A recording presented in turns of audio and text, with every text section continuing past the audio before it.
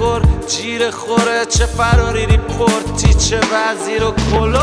آزادی بیان پکیر تو همه چی، عادت داری گیر رو همه چی. تو که هر جایی خوب میشینی بیا یه سرین رو هم بشین.